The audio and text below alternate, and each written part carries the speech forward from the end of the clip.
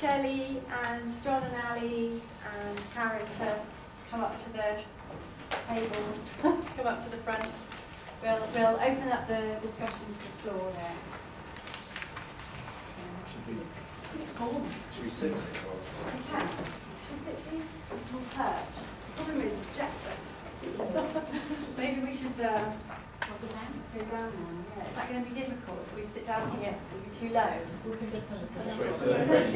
Brilliant idea. Yes, good idea. It's actually really hot, so it's probably to do with switching it properly. You open that, Joe. I'm going to turn this close.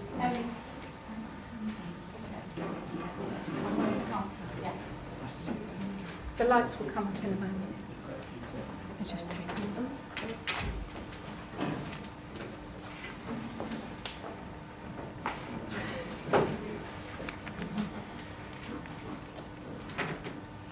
So we have a hand up straight away. Rob Lefrene from the curator of the Arts Catalyst. So maybe we'll just tweet off straight away with Rob, and then other people could chip in.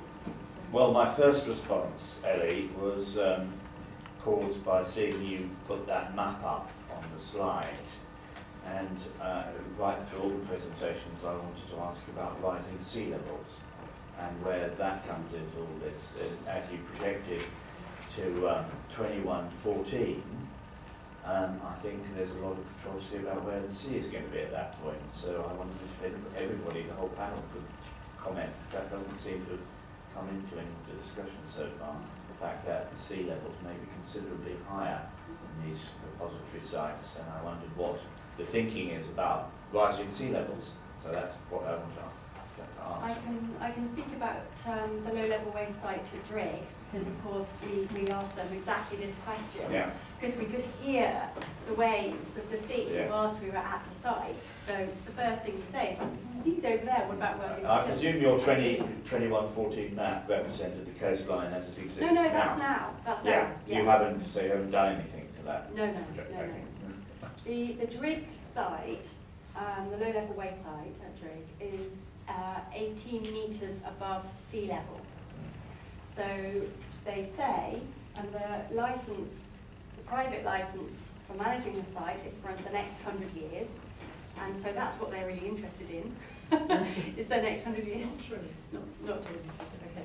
Well, they said that within the next 100 years, the sea levels are not forecast to rise more than 18 metres, so they don't see rising sea levels as a serious concern for the sort of short to medium term future of the site. In that case, in the case of Drigg, but in other cases?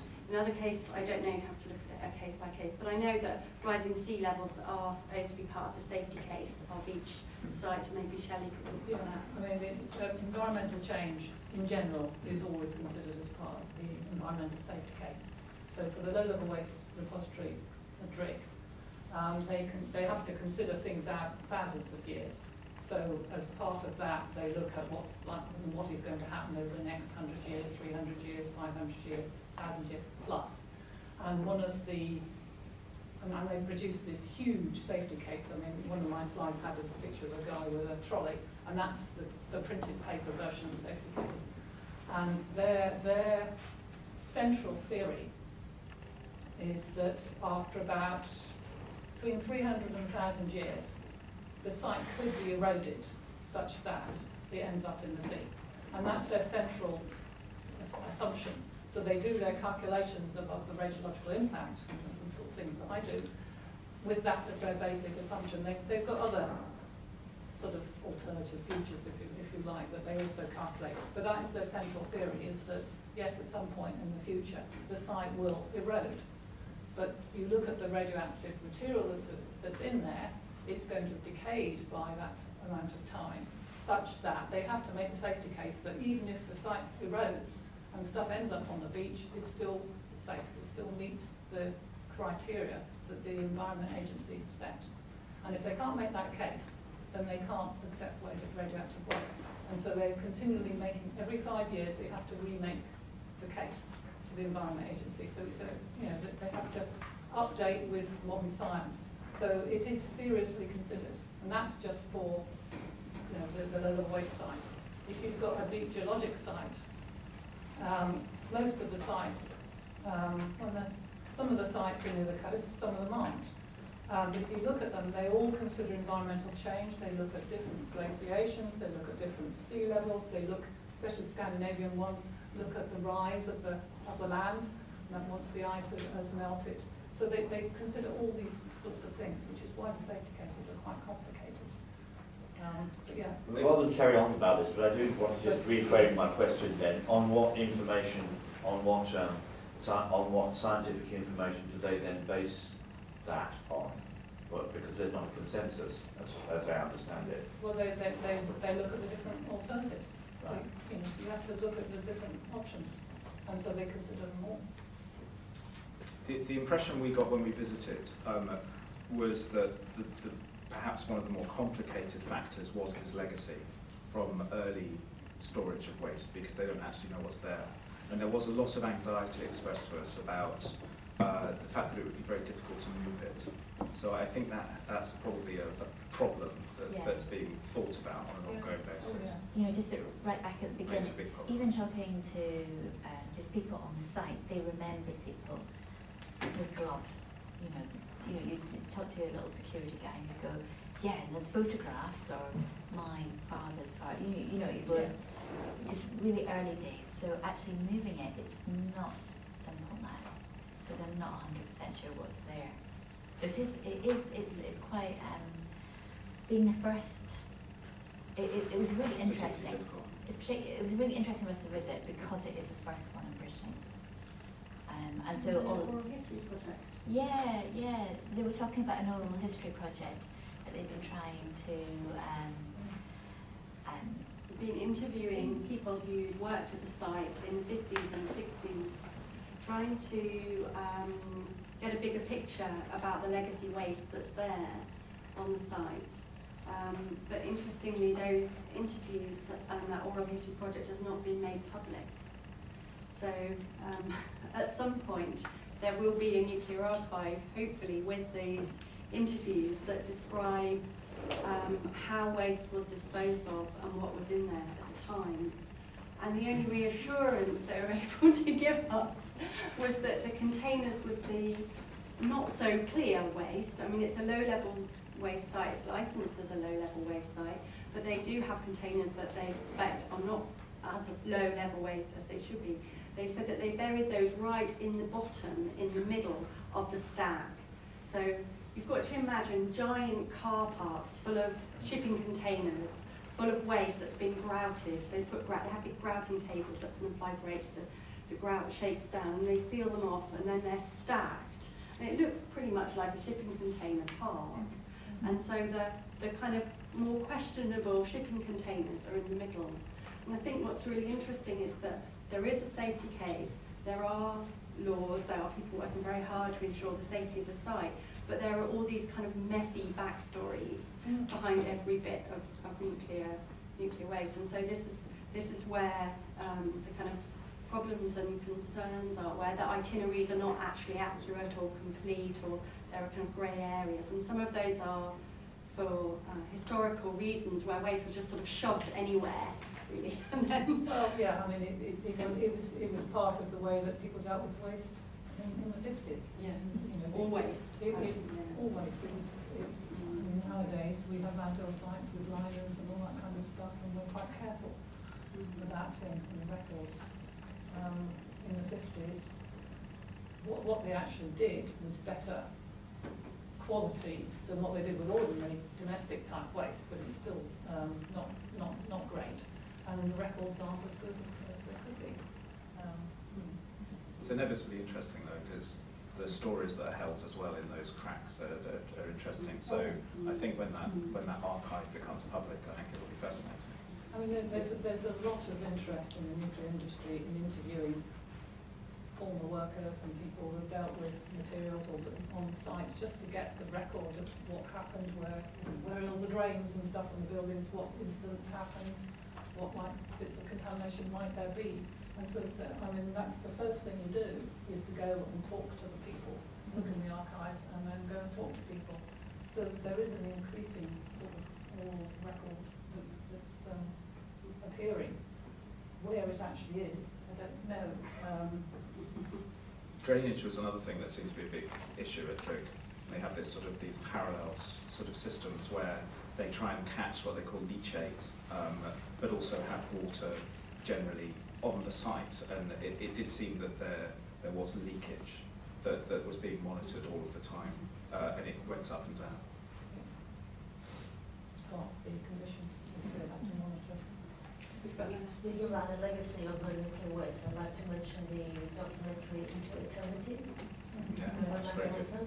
Yeah. You know, which basically it's fascinating that basically he's posing the question, you have to think 100,000 years ahead.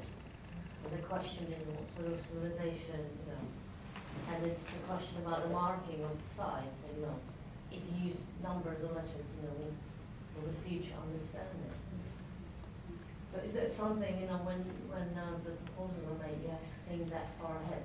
Oh yes, you have to think that far ahead, and I think I think because there's all this interest and all these symposiums and conferences happening, it's not fixed how it will be marked and how it will the memory or the knowledge will carry on, you know, through the centuries. It's something that, I mean, there are different ways in which you can think of it. You say, well, I am burying this stuff as deep as I can get it out of the way of people.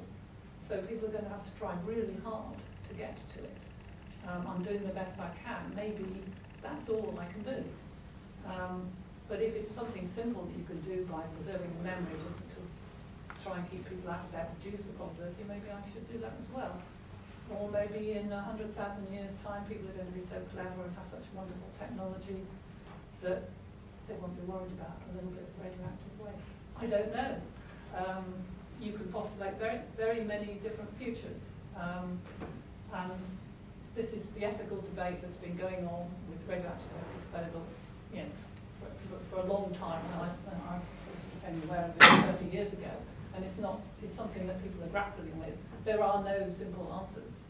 But society can itself come up with what they think is the answer for society. And that's really where everybody has a role. I had a sort of general question, which is there a consensus amongst people who look after radioactive waste that it is actually waste and that it is disposal rather than storage for a time when it can be used? You know, that this is actually valuable material that at the moment is inefficient to reprocess? Yes. I mean, it is thought of as being radioactive waste. So the material you're trying to get rid of, the high-level waste, the spent fuel, it is waste. And some of the stuff, the lower-level waste is, you know, old glass and things like that. But the problem, which is very relevant, is that one of the proposals for disposal of spent fuel is to actually encapsulate it in a copper canister. Now, so the waste is inside the copper canister. But this copper canister could be quite attractive to people in the future, because, you know, when we run out of copper, you know, people don't. So there are problems like that, and these are issues to be debated. I didn't because I actually mean, mean that. the copper canister is actually a very good way of sealing radioactive material, but it could actually. No, I really meant that what we consider waste today, maybe in even a short period of the future, could become valuable material, useful material. Like fuel rods, like spent fuel rods could Yeah. become used to generate energy from again, Yeah. something like that. So we're looking Because of changes in technology. If you read a lot of the literature that comes from the nuclear industry, they will often posit waste as in the same sentence as waste/resource. So it is considered. Sometimes. Yeah. Well, I've seen it in some of the sites. Yeah, I mean, it is considered, but when you go to the effort of disposing of something in a deep geologic repository, you are not intending to retrieve it. That is the point of putting it down there. I think it's an interesting question to wonder what it means to make that statement as well, because it willfully problematises the status of it. And But it sets it in relation to the present rather than in relation to which I think is interesting, obviously, because we're trying to take an approach which is about considering the present and not the distant future. I think there's two schools of thought in the kind of geological repository debate. One is that the repositories should be unretrievable, the waste should be unretrievable, and the other is that it should be retrievable. And a lot of the debate is about our kind of current awareness and current sense of responsibility, and whether a repository is disposal, out of sight, out of mind. That is the solution. Therefore, we have a solution to nuclear waste, so it doesn't matter how much we make. And then the other train of thought is that it should be retrievable, and it's a storage, temporary storage solution. Long term, but nevertheless storage rather than disposal, and that it's not actually gone. It's not out of sight, out of mind. It's still there. It's very much in the consciousness of the population of humans still. I think one of the interesting things that I hope to find, or one of the kind of problems of waste storage is nuclear waste. We're talking about loads of different kinds of things. So we're talking about spent fuel rods on the one hand, and we're talking about a pair of gloves used in a glove box, or in a hospital maybe on the other hand. But it's very difficult to extract any kind of narrative or object out of this waste. And the way in which the low-level waste is all grouted into this kind of sludge makes it very difficult to retrieve. So we can't really find from a waste storage site an item that we could then take a decay rate reading from, which is where we sort of thought we might be able to get to that point. And I guess we need to talk with Shelley a bit more detail about how that might be possible, and at what point it could be possible to intercept different kinds of waste, so that we're not talking about, so we move away from talking about this kind of generic, unknowable waste stuff that actually is just a kind of statistical half-life form of representation, to actual narratives of the processes involved that are making these objects nuclear waste in the first place. And so the kind of trajectory of objects in your film, Karen, where you're looking at kind of ancient, primitive life and contemporary culture, which is about an idea of the future or modernity in terms of the Mickey Mouse figure, or the idea of American progress, which I think was kind of captured in the music there.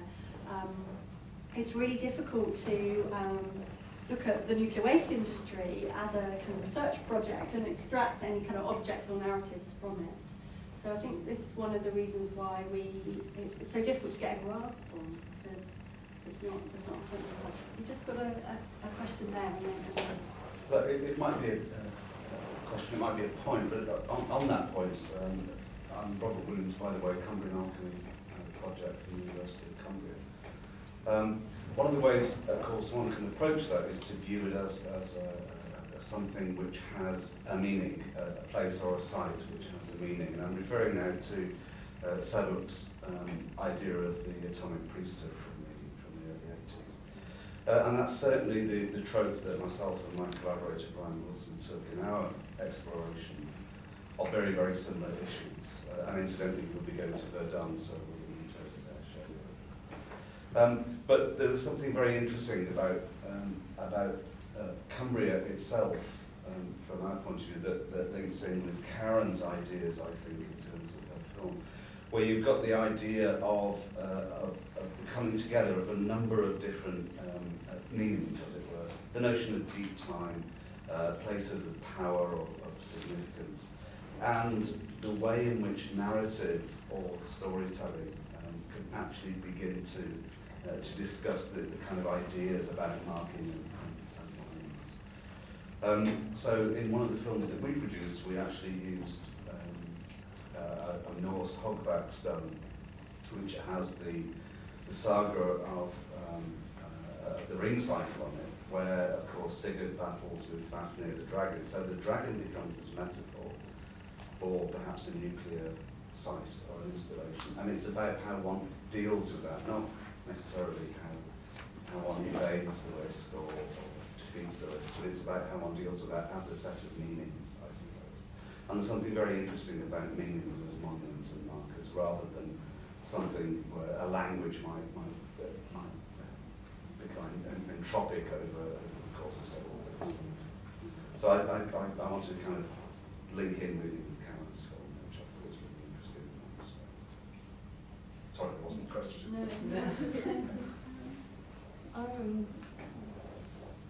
I mean, just to bring it back to the other point too, I mean, because my work is not explicitly about nuclear, but Into the Abyss, I know that's the title of the film with the Finnish. Into Eternity, sorry. Into Eternity. I think one of the interesting things that happens in that film too is the bit where they're talking about tombs and stuff in relation to the repository, and kind of what happens. Like that's something that needs into consideration of how you deal with that type of material is our natural curiosity and our desire to pull things apart. And that was something too that's in, I think, my work, is that I'm making a relationship between objects that have really no relationship, but you kind of reconstruct and reconfigure, which is kind of what we do as we dig up tombs.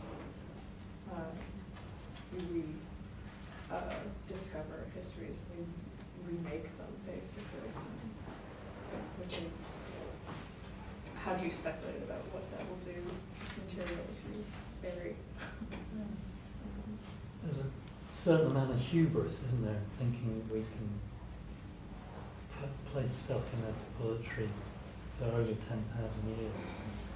And then whilst that might be a period of known agricultural development, it's beyond human language, it's beyond known human language, going backwards into the past. So to try and, it's only 70 years since we started creating man-made nuclear waste, I suppose. And we don't have a very good track record of that legacy.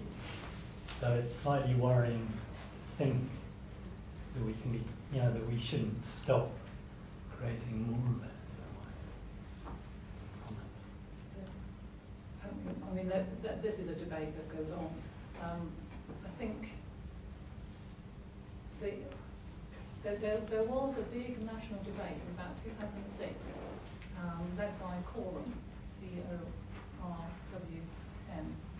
which was a committee set up to try and think what was the best thing to do with our high-level radioactive waste. And they thought about all sorts of things, should we send it out into space, or bury it in deep oceans, and they consulted a lot of people.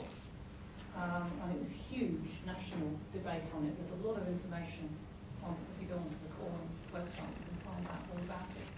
And they came up and said, well, the most responsible thing to do is to go for geologic disposal, which is why that became the UK policy.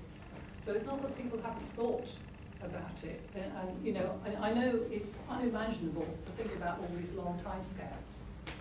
But actually, if you think of the alternatives, you have this radioactive waste, you have got to do something with it. Sending it out into space, I mean, it's great if it goes there, if you know where it's gone, but what happens if it doesn't make it? This is not good news. I mean, all this is being thought about, and with all this as low as reasonably achievable, thinking about other factors. It's not just, I think geologic disposal is the option. It's been really carefully thought about. It is the best thing to do.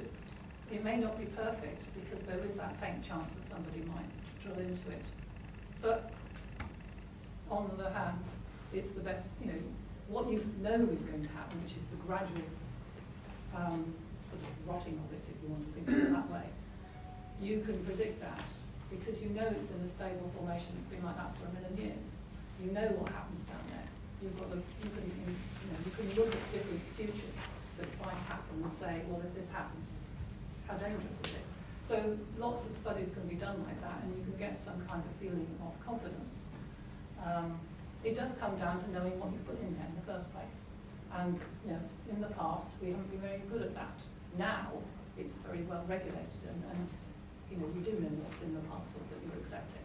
And it will be regulated, and you've got to keep those records so that people know.